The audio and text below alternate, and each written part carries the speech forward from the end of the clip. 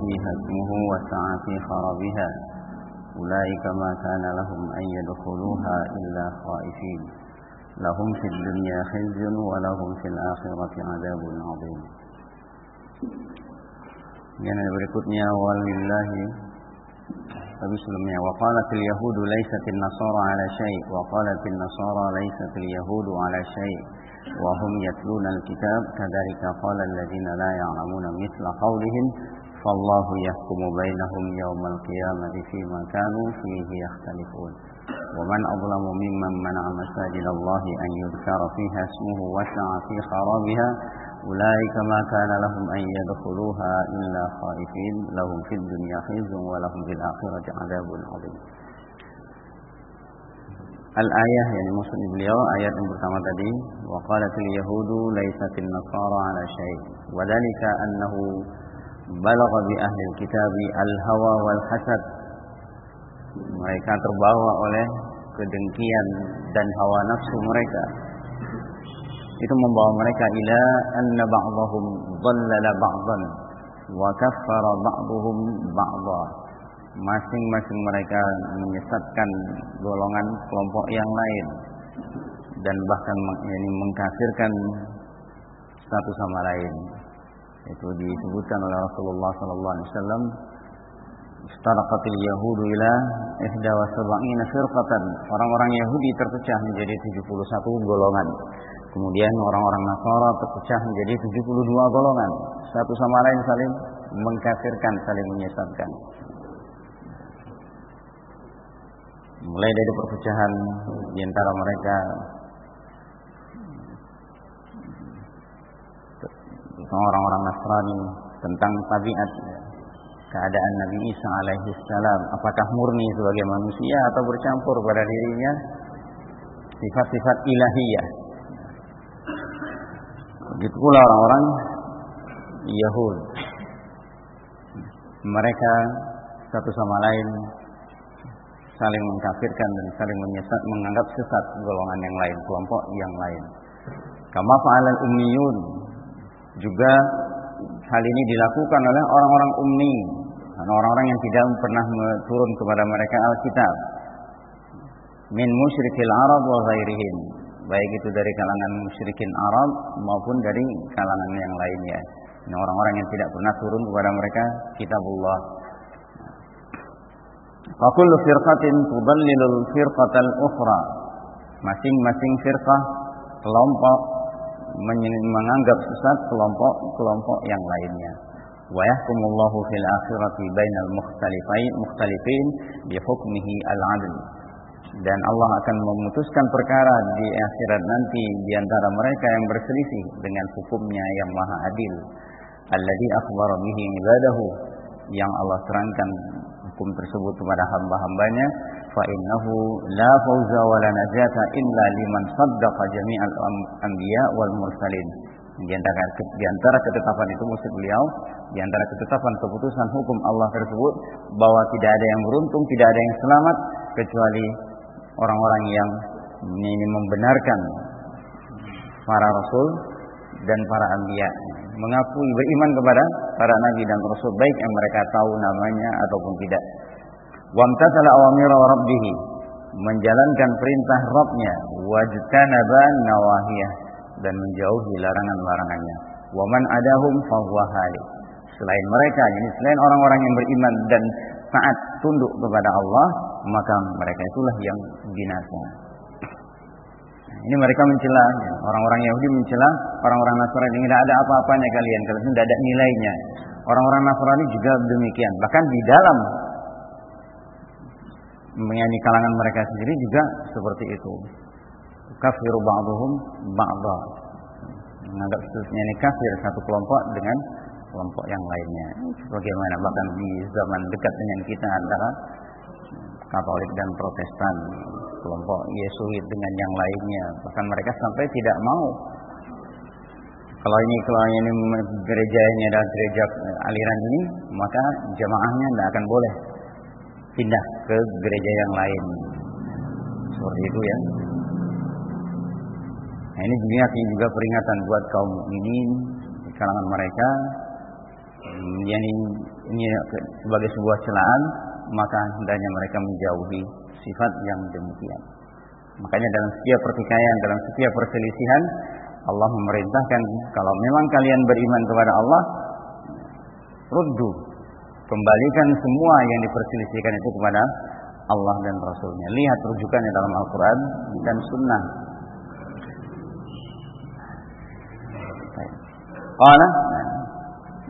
Berikutnya, dalam ayat tadi, siapa yang lebih zalim dibandingkan orang-orang yang menghalang-halangi manusia dari masjid Allah untuk disebut-sebut nama Allah di dalamnya, untuk berzikir, dan bahkan mereka berusaha untuk menghancurkannya.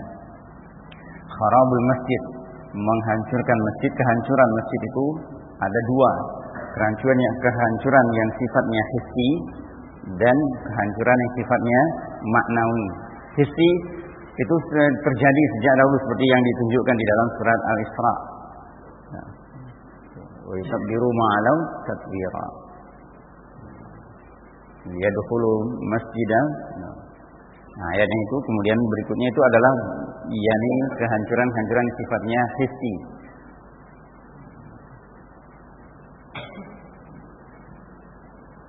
Nah, ini yang di sini masih yang yang maknawi, yang menghalangi orang untuk beribadah, atau seperti yang disebutkan di dalam surat mungkin Al-Bara'ah atau Al-Mu'min, surat Qital, surat Muhammad. Walladzina kafaru yasuddukum an Masjidil Haram. Mereka yang menghalang-halangi kaum muslimin dari Masjidil Haram untuk berzikir, untuk beribadah kepada Allah. Ini kehancuran sifatnya maknawi, itu merusak, menghancurkan masjid itu dengan berbagai kebid'ahan, kesesatan, kekufuran.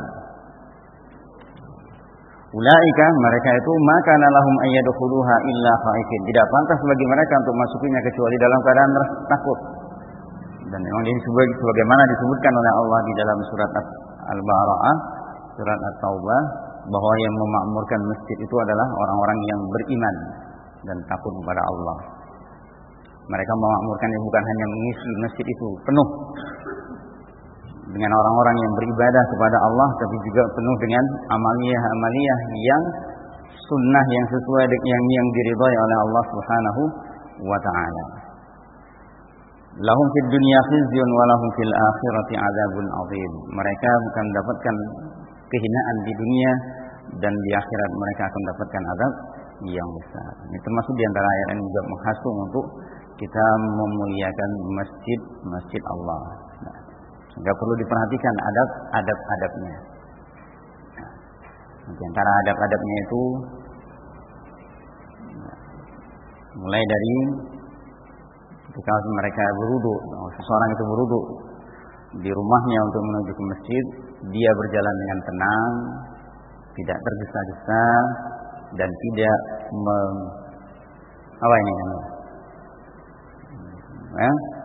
tasyik.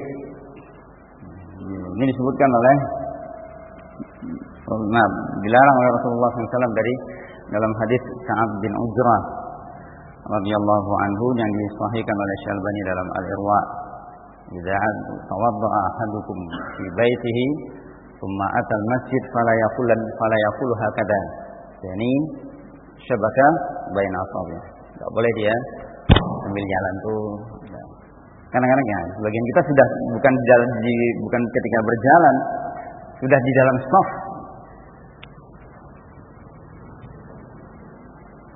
Sudah di dalam shaf. Ya, enggak boleh berjalan saja ketika berjalan. Itu di sana kita sebut dalam Adabul Masyi ila Shalah, Syekh Muhammad bin Abdul Wahab. Itu larangannya ya. Hadisnya disahihkan oleh Syalbani dalam Irwaul Ghalil. Dikeluarkan oleh Al-Hakim, kalau satunya lagi kalau dari ini atau Daraqutni dari salahnya dari Al-Hakim. Nah itu. Kemudian adabnya lagi kalau sudah di masjid, mau masuk masjid atau dari rumah, berusaha untuk berpakaian yang rapi, yang harum, jangan lecek, apalagi bau. Ya, baunya naudzubillah Kalau Rasulullah menyebutkan orang yang makan bawang itu jangan masuk masjid, lebih-lebih yang merokok. Baunya lebih jelek, lebih enggak enak. Ya. Tapi jangan jadi alasan. Karena sudah pintar, sudah bisa ngerti apa. Seperti kita jadi dulu di Damas itu sering seperti itu, talabah, sebagian talabah Yamani sengaja. Kenapa enggak hadir? Enggak mau daras? Saya makan bawang tadi. Hurrasnya enggak. Hurrasnya penjaganya enggak bisa apa-apa. Ya, dia punya dalil. Rasulullah melarang orang yang makan bawang itu masuk masjid. Nah, sengaja dia untuk tidak hadir, lurus sekalian itu sholat maghrib atau sholat isya. Kemudian seperti yang diperintahkan oleh Allah, ya khudu zinatakum inda kulli masjid, berhias rapi, kemudian dengan harum-haruman. Kalau ada yang disebutkan dalam oleh Rasulullah larangan makan bawang tadi, malaikat tersakiti. Ya, bukan hanya manusia saja yang tersakiti, tapi juga malaikat tersakiti, bau yang enggak enak. Dan dia kemudian berusaha untuk menjauhi kotoran. Kalau dia mau sholat pakai sandal, harus hati-hati. Ya, lihat sebelum masuk, lihat dulu alas kakinya kena injak kotoran atau tidak. Kalau dia kotor ya jangan dipakai. Kalau di tempat yang memang memungkinkan itu untuk sholat di atas atau sholat dengan sandal. Kemudian ini adab juga mau masuk masjid dahulukan kaki kanan. Itu termasuk adab. Adab mau masuk masjid dahulukan kaki kanan, keluar dahulukan kaki kiri. Sebelum masuk masjid doa. Allahumma ftahli abwaaba rahmatik, atau ada lagi dalam hadis yang sahih, a'udzubillahil azim biwajhil karim wa sultanihil qadim minasy syaithanir rajim, baru Allahumma ftahli abwaaba rahmatik. Salat 2 rakaat tahiyatul masjid. Sebagian menyebutkan boleh juga mengucapkan salam pada orang yang salat. Tapi nggak boleh dibalas sama yang salam. Nanti lagi salam, assalamualaikum Ustaz. Assalamualaikum salam, nggak boleh. Rasulullah pernah lihatnya mereka berdalil dengan perbuatan Nabi Ibnu Mas'ud. Ketika Rasulullah sedang salat, dia masuk menemui Rasulullah, kemudian memberi salam. Dulu pernah dijawab, tapi kemudian sekarang tidak dijawab lagi. Kenapa? Salat itu punya urusan sibuk. Kemudian sudah di masjid, jangan mengangkat, meninggikan, mengeraskan suara. Ini harus diperhatikan oleh thalabah terutama, dan kita yang punya anak, yang punya anak-anak kecil, ini diperhatikan. Ya. Sesuatu yang paling tidak boleh terganggu adalah salat. Tidak boleh terganggu dengan apapun, bingar-bingar suara, bahkan gambar. Bahkan sesuatu yang jadi gambar. Rasulullah melepas, menukar pakaiannya, meminta ganti yang lain ketika dihadiahi pakaian bergambar. Itu Rasulullah SAW yang khusyuknya luar biasa. Kemudian sudah di masjid, jangan menyibukkan diri dengan hal-hal yang sifatnya duniawi.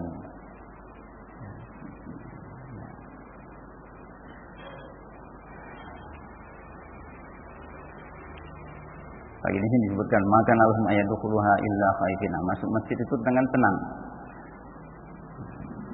Ya, dengan tenang. Bagaimana ketika berangkat ke masjid itu dengan tenang, tidak terburu-buru. Makin jauh di rumahnya dari masjid, makin banyak pahalanya. Cuma sekarang kita yang jauh terlalu jauh kadang-kadang. Ya, kalau dulu mungkin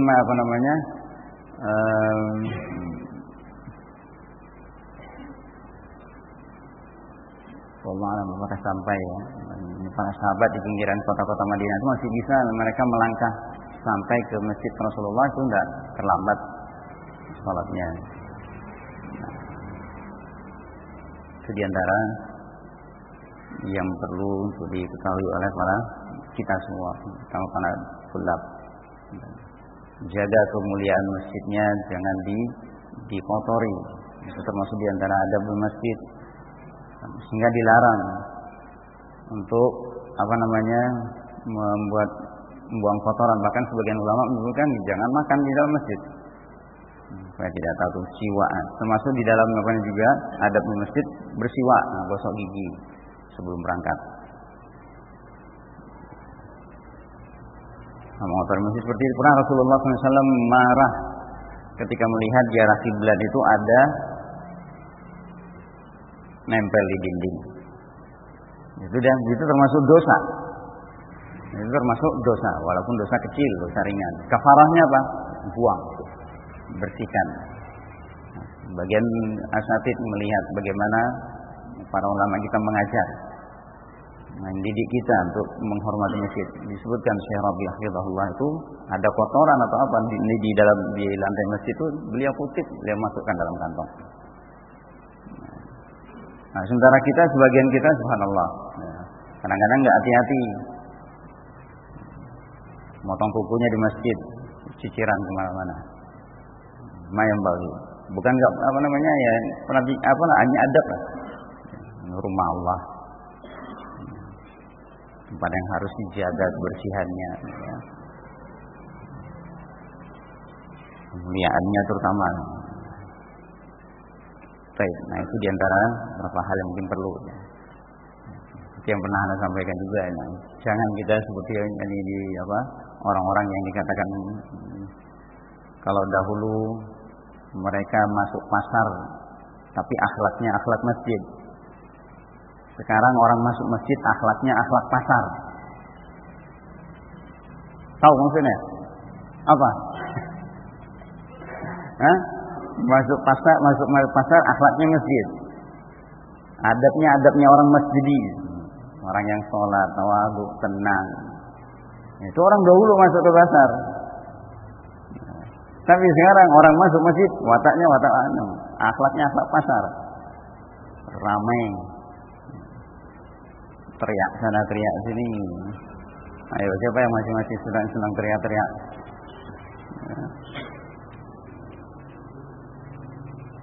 Yang biasa teriak-teriak itu apa tuh? Pernah dengar nggak? Pernah ke kebun binatang nggak? Enggak layak, apalagi di masjid. Jangankan di luar, tidak pantas. Makanya Anda sering ingatkan, antum dimanapun tolabah ya tolabah. Dimanapun kita berada, kita adalah seorang salafi. Dimanapun juga, peganglah adab sebagai seorang salafi, seorang mukmin terutama. Adab seorang mukmin, adab seorang tolabah. Jangan dibiasakan, ya. Nggak usah harus teriak juga bisa.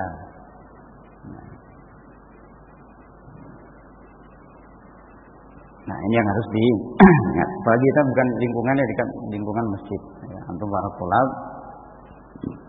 kita lingkungan mahat ini pusatnya paling utamanya adalah bangunan utamanya adalah masjid. Dimuliakan bukan hanya sekedar dihiasi, dipercantik, tapi diisi dengan hal-hal yang disukai, diridhai oleh Allah Subhanahu wa ta'ala. Sebagian mereka menyebutkan di antara adab masjid itu jangan tidur di masjid, karena belum dapatkan dananya dasarnya. Nah, kemudian masuk di dalam adab masjid itu juga jangan mengkapling tempat. Ya, biasakan artinya siapa yang duluan datang dia yang berhak. Dan kalau dia sudah pergi, dia sudah meletakkan tanda ataupun paling tidak dia tadi duduk di situ, jangan buru-buru diduduki tempat itu. Mungkin dia akan kembali ke situ. Kalau dia misalnya ada orang duduk di masjid, mungkin dia pergi sebentar, kemudian kita duduk di tempat itu, dia punya hak untuk menggeser. Ya. Nah, Kemudian kalau di dalam sudah orang banyak saf jangan melangkahi, itu termasuk di antara adab. Sebagian mereka menyebutkan juga kalau bisa yang ingin datang ke masjid yang agak jauh itu mereka jangan melewati masjid yang di dekatnya, sehingga masjid itu akhirnya kosong. Sekarang ini kecuali makanya dilarang oleh sebagian ulama untuk membangun masjid itu berdekatan. Apalagi sekarang sebagian naudzubillah mudah-mudahan tidak. Tapi ya ada semacam keinginan untuk menarik jamaah yang tadinya di tempat itu ramai, akhirnya ditarik supaya sholat di tempatnya. Ini nggak boleh. Akhirnya setiap gang, setiap RT punya masjid. Itu juga bukan sebuah kebaikan. Menunjukkan apa? Kaum muslimin terkotak-kotak, terpecah. Bukan menunjukkan banyak. Banyak buat masjid jami' besar, kaum muslimin kumpul di sana semua. Pemerintah nunjuk. Sekarang ini kan masjid kita masjid Parjo besar itu kan. Masya Allah.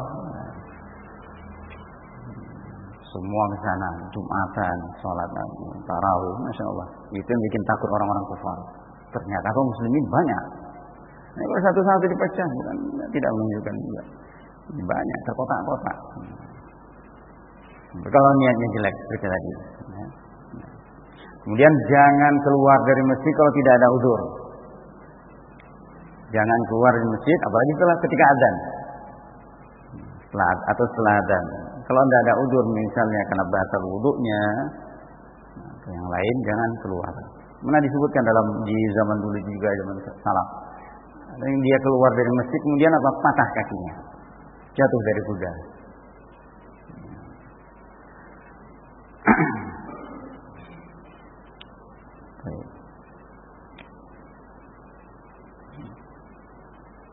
Nah, itu diantaranya adab berdoa. Kemudian kalau dalam masjid jangan saling mengeraskan suara. Tadi dalam baca Quran pun juga ada orang yang sholat, ada orang yang zikir. Jangan saingan, ini keras sedikit, apalagi murojaah, jangan. Para sahabat disebutkan dengung. Dengung itu enggak seperti enggak kedengaran lafadznya, terlafadzkan bacaan itu. Itu termasuk adab, bukan nggak boleh baca keras suaranya, tapi juga disebutkan membaca dengan sir itu seperti orang yang sedekah dengan sir, diam-diam. Baca Quran dengan jahar itu seperti orang yang sedekah dengan terang-terangan. Mana yang afdal? Walaupun ini satu sisi memang ada yang afdalnya di sini, ada yang lainnya. Nah, seperti itu. Mungkin dalam orang-orang yang mungkin untuk mengajari, untuk membimbing, ternyata dia mau menjadi memberi contoh. Tapi ala kulli hal itu diantara beberapa adab perlu diperhatikan, terutama para tulab, ya. Para tulab dan kita semua ahli sunnah perlu untuk menghidupkan adab-adab tersebut. Di masjid kita ini, jika di masjid tempat kita bermukim, ya, dekat dengan rumah kita, jauhkan dari gambar-gambar bernyawa, apalagi musik. Ya, pernah sampai diceritakan Syekh Sudes sampai nangis ketika Imam Masjidil Haram nangis setelah selesai sholat, nangis. Kenapa? Di rumah saya tidak pernah dengar musik, di Masjidil Haram saya dengar musik dari HP.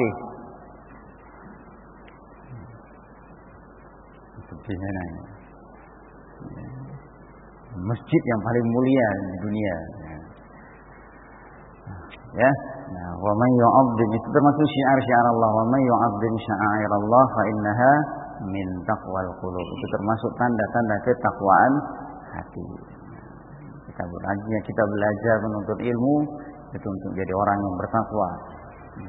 Kita berusaha untuk kita menghidupkan adab-adab tersebut. Khalluh, biarkan orang-orang yang tidak peduli dengan adab. Karena orang yang tidak punya adab itu namanya apa namanya? biadab. Orang biadab itu bukan nggak punya peradaban. Orang yang nggak punya adab itu biadab. Istilahnya istilah bahasa Indonesia. Ya, istilah bahasa Indonesia. Kalau bahasa Arab halus ya. Bahasa Arab halus orang bilang ini Quran. KA ini maksudnya qillatul adab. Kan nggak terlalu kentara kan? Qillatul adab. Tapi kalau orang bahasa Indonesia, orang nggak punya adab, biadab. Ayo. Orang biadab itu nggak ngerti budaya, udah tinggalnya di hutan. Ya. Nah ini perhatikan. Dimanapun para tulab adalah tulab, ya. Apalagi salafi, dimanapun juga dia adalah salafi. Nah, kita hidupkan. Masuk masjid, tenang, sholat 2 rakaat. Ya, sholat 2 rakaat pun disebutkan oleh Rasulullah tajawuzan, artinya ringan. Ringan. Baik. Kita lihat keterangannya beliau. Qala rahimahullah, "Ai la ahadun azlam wa ashaddu jurman." Tidak ada yang lebih zalim dan paling keras kejahatannya, paling berat kejahatannya mimman mana amasajidallahi an dzikrillahi fiha. Dibandingkan orang-orang yang menghalangi masjid-masjid Allah untuk zikrullah fiha, untuk berzikir mengingat Allah dalamnya. Menghalangi kegiatan orang mau durus, mau dakwah, mau ta'lim, mau salat dilarang. Wa iqamati shalah wa ghairiha min anwa'i ta'at, mendirikan salat dan amalan-amalan taat yang lainnya. Bagaimana yang dilakukan oleh orang-orang kufar dahulu. Wasa'a, di sini kata beliau sa'a ai ijtahada wa badala wus'ahu, bersungguh-sungguh dia serius dan berusaha mati-matian untuk fi kharabiha, untuk menghancurkan masjid-masjid tersebut. Masjid ini kehancuran itu bersifat al-hissi wal ma'nawi.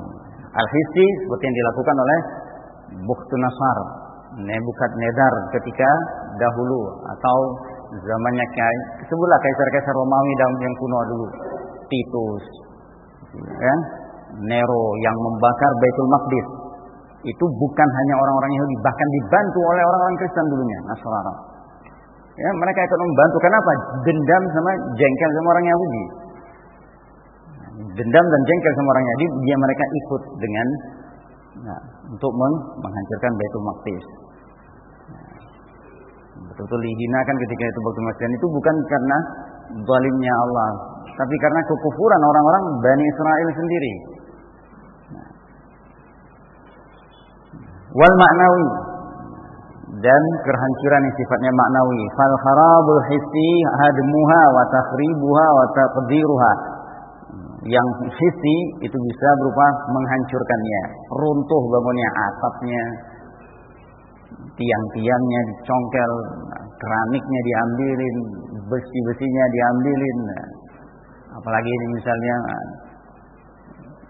perkakas masjid lah. Wa takhribuha, diruntuhkan, dihancurkan. Wa taqdiruha, dan mengotorinya. Mengotorinya itu termasuk kharab al-hissi. Kecil atau besar tinggal untuk menjamiat, ya. Jatuh kertas ataupun dinding-dindingnya udah mulai kotor lagi, apalagi di daerah kiblat itu lebih enggak pantas untuk dikotori. Ya, lebih arah kiblat, enggak boleh lebih enggak pantas. Nah, mana orang untuk melihat dan dia mesti maju ke sutra salat. Tuh ini ada hitam. Nah, makanya Rasulullah marah ketika melihat ada satu lendir di arah kiblat. Siapa ini? Merah wajah Rasulullah. Beliau buang. Tidak boleh orang itu, apalagi dan diingatkan oleh Rasulullah. Bukan hanya masalahnya dinding masjid, tapi juga ketika dia buang ludah ke depan, itu dia berarti antara dia dan Allah dia. Nah, Allah di hadapannya. Ketika orang itu sholat, maka Allah berada di hadapannya. Maka jangan dia meludah ke depan. Udah kalau bisa ke kiri atau ke bawah kakinya. Kalau dalam saf, lebih tidak boleh ke kanan, walaupun juga sendirian. Kalau dalam saf bagaimana? Sapu tangannya ada, buang. gosok, masukkan lagi, enggak apa-apa. Ya. Saya sering kalau Syekh Mukbil rahimahullah sering ngantongi tisu kantong. Ini kan di kadang satu deretan kami sholat, kurang selang 1 atau 2. Biasanya orang kan udah tua, buang, udah bisa masuk kantong. Upayakan jangan sampai mengotori masjid. Nah, makanya anda sering ingatkan, potong kuku di masjid bukan enggak haram. Tapi termasuk diantara kita menghormati, memuliakan masjid, adab. Ya. Makanya saling ingatkan. Walaupun itu mungkin bukan sebuah dosa besar ya, tapi diingatkan. Kita di rumah saja itu itu kan sesuatu yang terbuang, hitam lagi misalnya, nggak enak di lantai rumah kelihatan.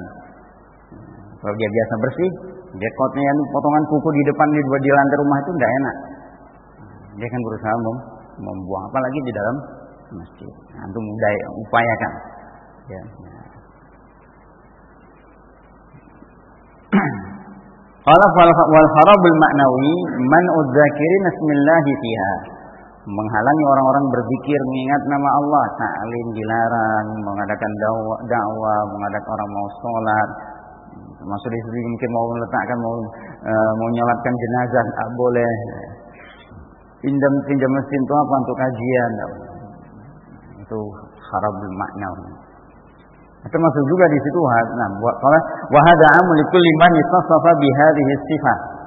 Dan umum bagi siapa saja yang memiliki sifat seperti ini, fayadkhulu fi dzalika ashabul fil wa quraisy, masuk ke dalamnya orang-orang ashabul fil, tentara Abraha, wa quraisy, orang-orang Quraisy, hina saddu Rasulullah SAW amal Hudaybiyah, ketika mereka menghalangi Rasulullah dan kaum muslimin masuk ke Masjidil Haram pada tahun ke-6 Hijriah dalam peristiwa Hudaybiyah.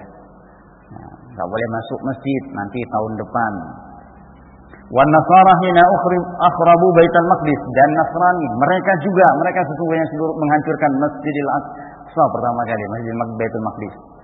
Dendam kepada orang Yahudi, mereka minta bantuan kepada Dompleng Nebukadnezar ketika itu, raja Majusi yang memang terus setelah berabad-abad itu perang dengan orang-orang Romawi yang Yunani. Minta bantuan, akhirnya hancur Baitul Maqdis.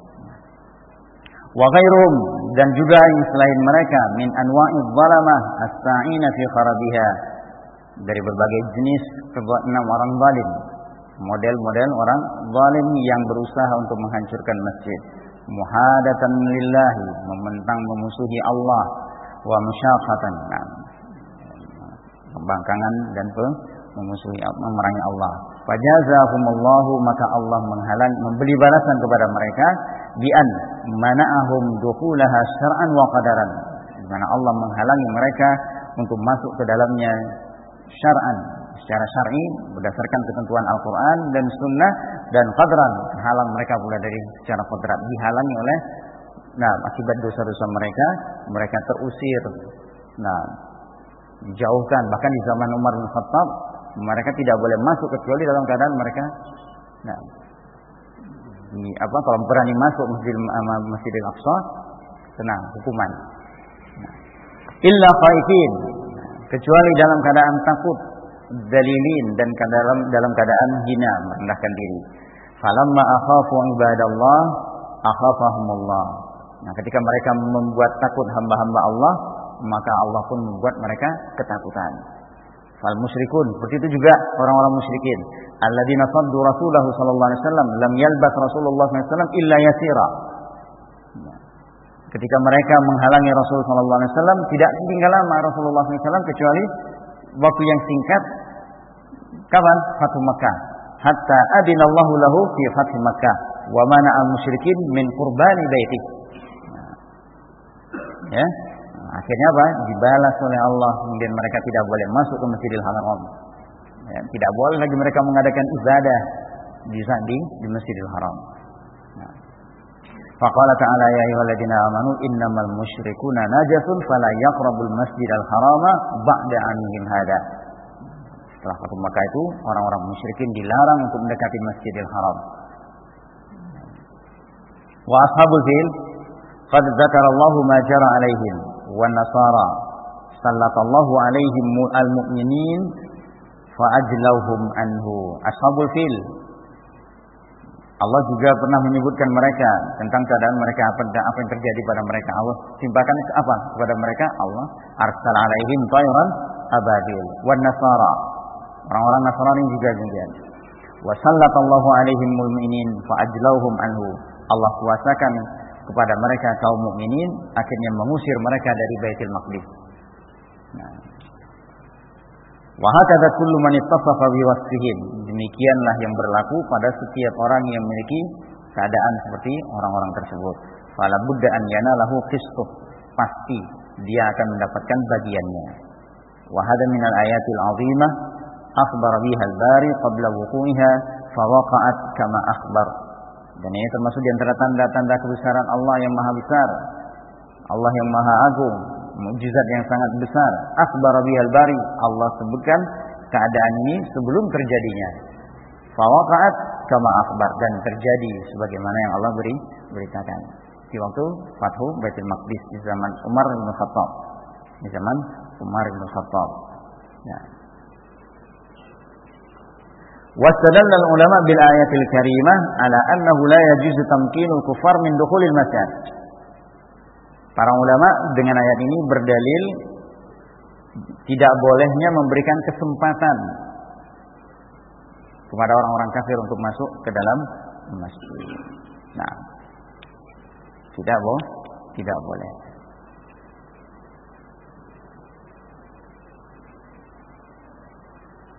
Kecuali yang disebutkan oleh mungkin dengan dasar di atas tadi, illa khaifin dalilin.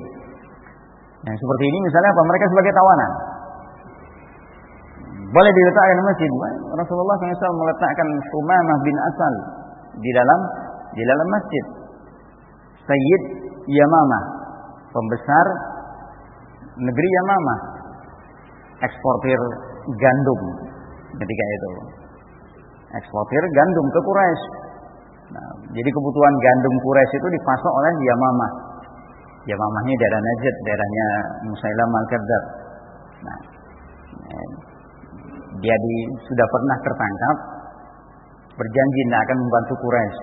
Sekarang ketangkap lagi ketika dia mau umrah. Mau umrah, diletakkan di sudut masjid, melihat kaum muslimin, para sahabat, dimuliakan, dikasih makan sekenyangnya. Nah, bayangkan seperti disebutkan dalam riwayatnya, orang-orang kafir itu makan 7 piring, 7 perut. 7 perut, enggak akan pernah bisa kenyang. Nah, kalau orang mukmin itu makan satu perut, artinya dia tidak akan melahap semuanya kan. Itu digambarkan mereka mungkin dengan 7 piring itu tadi gitu. Nah, ketika dikasih makan seperti itu dalam keadaan masih kafir, lahap sekali Sumamah bin misalnya makan. Tapi setelah dia masuk Islam, satu nampan, satu piring itu enggak habis. Nah, kemudian dia melihat bagaimana kaum muslimin bersama Rasulullah, setiap hari disapa oleh Rasulullah. Madza bika ya Sumamah? Ada apa? Bagaimana adanya Sumamah? Kalau kamu mau tebusan, saya bisa nebuskan. Tapi kalau kamu mau bunuh saya, ada orang yang balas dendam nantinya. Subhanallah. Besok begitu lagi, besoknya lagi begitu lagi. Akhirnya setelah selesai Rasulullah, ketiga hari ketiga, Sumamah dilepaskan. Akhirnya masuk Islam. Nah, untuk dia melihat, mendengarkan kalamullah, ya, di antara tujuannya. Kalau dia mungkin bebas masuk seenaknya, ya nggak boleh. Nah, kalau orang kafir. Qala lahum khizyun fid dunya, mereka mendapatkan kehinaan di dunia. Ay fadihatan kama taqaddam, ya, dipermalukan sebagaimana telah lalu. Walahum fil akhirati adzabun adzim, dan di akhirat mereka mendapatkan adab yang sangat besar. Wa idza kana la udlam mimman mana'a masajidallahi an yudhkara fiha ismuhu fala a'zama imanan mimman sa'a fi amaratil masajid bil imaratil hissiyah wal ma'nawiyah. Ini mafhum mukhalafah namanya. Ini mafhum mukhalafah. Kalau dikatakan oleh beliau, Allah Subhanahu wa taala menyebutkan tidak ada yang lebih zalim dibandingkan orang-orang yang menghalangi manusia dari masjid Allah untuk berzikir di dalamnya. Nah, itu dikatakan paling zalim. Berarti sebaliknya, orang yang paling besar imannya adalah orang yang berusaha berjuang untuk memakmurkan masjid itu dengan berbagai kemakmuran yang sifatnya hissi dan maknawi. Kalau hissi apa? Rasulullah menyebutkan, man bana lillahi masjidan banallahu lahu baitan fil jannah. Siapa yang membangun masjid, maka Allah bangun untuk dia masjid di rumah di surga. Ini sangat mungkin hissi, yang meramaikannya, menghidupkannya, mewakafkannya, perbagusnya, ya, melengkapi kebutuhan yang diperlukan untuk masjid itu selain untuk orang nyaman ibadah di dalamnya, kegiatan dakwah termasuk dalamnya. Nah, maknawiyah menghidupkannya dengan amalan-amalan sunnah, ta'lim, ya, tazkir, tausiyah, dakwah. Kama qala ta'ala, innama ya'muru masajidallahi man amana billahi wal yaumil akhir. Bahwa yang memakmurkan masjid-masjid Allah itu hanyalah orang-orang yang beriman kepada Allah dan hari kemudian. Mafhumnya apa? Orang yang tidak beriman tidak akan mungkin memakmurkan masjid Allah. Nah, pasti dia akan merusaknya, mengotorinya, menghancurkannya, hissi wal ma'nawi. Baik yang sifatnya hissi maupun yang sifatnya maknawi. Kalau dia tidak beriman, amalan apa yang mau dia penuh yang isi di dalam masjid? Bid'ah yang dia buat, nyanyian, musik, apa lagi? Ikhtilaf. Nah, bal qad amara Allah Ta'ala bi raf'i buyutihi wa ta'dhimiha wa takrimiha. Bahkan Allah memerintahkan untuk mengangkat, memuliakan rumah-rumahnya dan mengagungkannya, menghormatinya. Fa qala ta'ala fi buyutin adinallahu an turfa'a wa yuzkara fiha ismuhu. Allah berfirman, di rumah-rumah yang Allah izinkan untuk ditinggikan dan disebut-sebut di dalamnya nama-nama Allah. Nah, di dalam rumah-rumah tersebut ada orang-orang rijal la tulhihim tijaratun wala bai'un an qamatus shalah. Tidak pernah dilalaikan oleh perniagaan, hal-hal yang sifatnya dunia untuk mengingat Allah. Walil masajid ahkamun katsirah. Dan masjid itu punya ketentuan yang sangat banyak. Yurja hasiluha, kembalikan kesimpulannya ila madmuni hadil ayat al-karimah. Yang simpulannya semuanya itu kembali kepada ayat ini, adab-adabnya, ya. Perhatikan tadi adab tersebut. Mulab itu lebih, mestinya mereka yang terdepan untuk memberikan contoh. Nah, masuk dalam masjid dengan waqar, dengan tenang, dengan zikrullah. Nah, salam, ya. Kalau mau memberi salam, kemudian salat 2 rakaat tahiyatul masjid. Namanya antum lihat nih. Salat tahiyatul masjid. Nah, tahiyatul masjid, apa itu tahiyah? Penghormatan. Antum baca at-tahiyatu lillah. Apa tahiyah? Salam penghormatan, penghormatan terhadap masjid Allah. Nah, penghormatan terhadap masjid Allah. 2 rakaat ringan.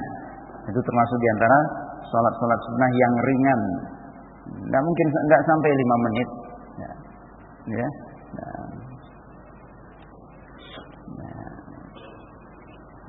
Nah, biasakan untuk tertib dan tenang. Ya. Ingat tadi, ya. Kalau dahulu orang masuk masjid itu apa? Masuk pasar dengan akhlak masjid. Ya. Jangan sampai sekarang ini malah kita, bagi ahli sunnah, masuk dalam masjid akhlaknya pasar. Tulab lebih-lebih tidak pantas. Ya. Semoga Allah menjaga dan memberikan taufik kepada kita untuk mengamalkan sunnah-sunnah Rasulullah dan adab-adab Islam. Wallahu ta'ala a'lam bishawab. Ini mungkin yang bisa kita baca. Insyaallah pada kesempatan yang lain kita lanjutkan. Subhanallah, alhamdulillah.